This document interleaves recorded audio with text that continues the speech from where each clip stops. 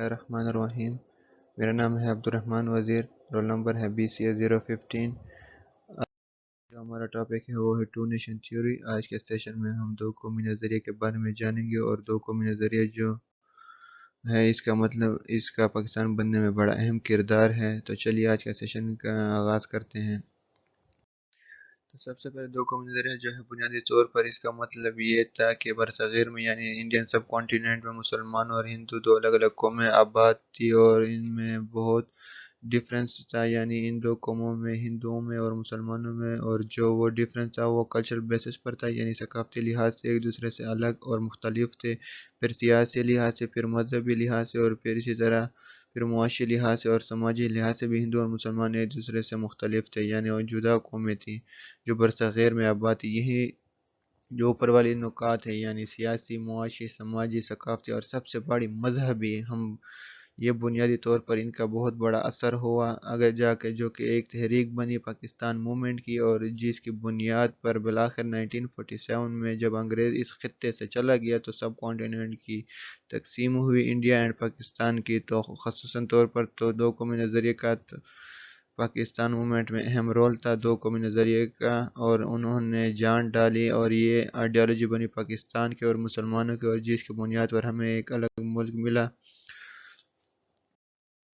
تو اس کو آگے دیکھ لیتے ہیں۔ تو یہ بنیادی طور پر یہ کچھ بنیادی نکات ہیں، بیسس ہیں، جس کی بنیاد پر ٹو نیشن تھیوری ڈیولپ ہوئی اور ultimately creation of Pakistan possible ہوئی۔ 1947 جو سب سے پہلے تو لینگویج ڈیفرنس تھے، ان کی زبان مسلمانوں کی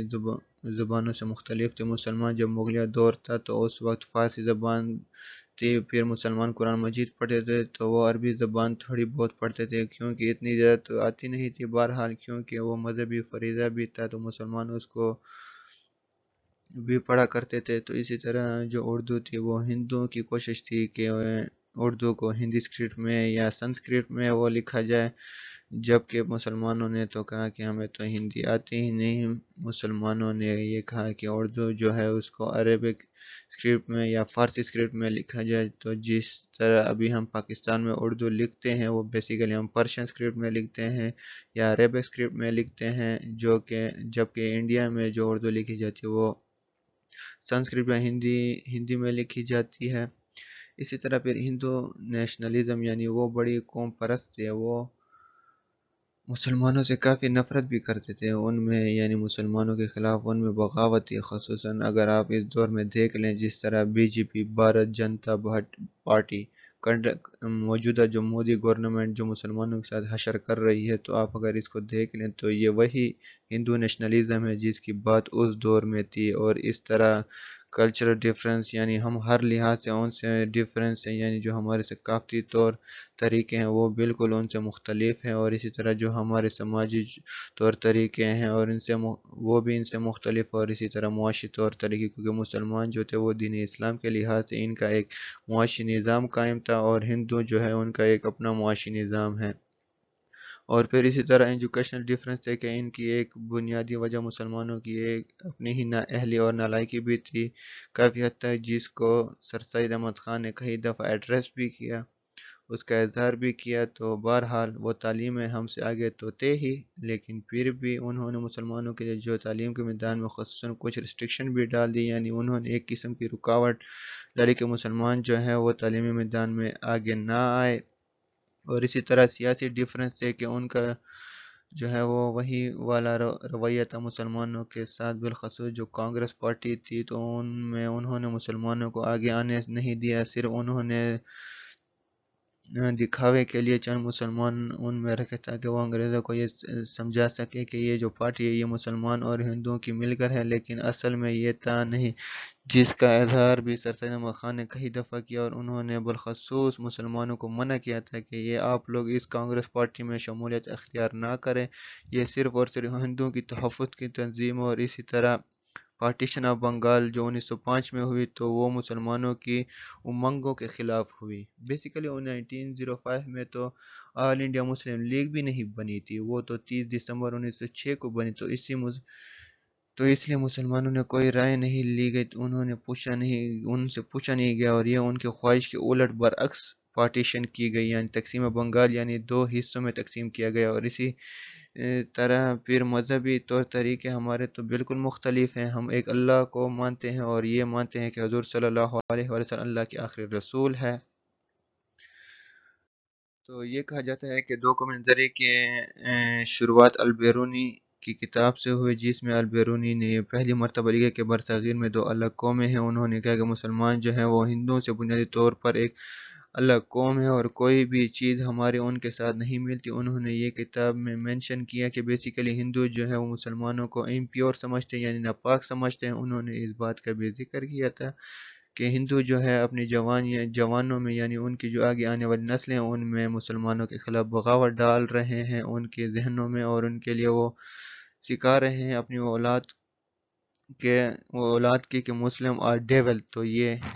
اور البیرونی نے جو ہے پہلی دفعہ جو ہے یہ ڈیفرنس بتائے تھے مسلمانوں اور ہندوؤں کے بارے میں اپنی کتاب میں، جسے کتاب ہند کہا جاتا ہے یا کتاب التحریک الہند بھی اسے کہا جاتا ہے۔ اس کے بعد پھر سر سید احمد خان نے پائونیئر آف ٹو نیشن تھیوری کہا جاتا ہے کچھ کہ سر سید احمد خان وہ اکیلے شخص تھے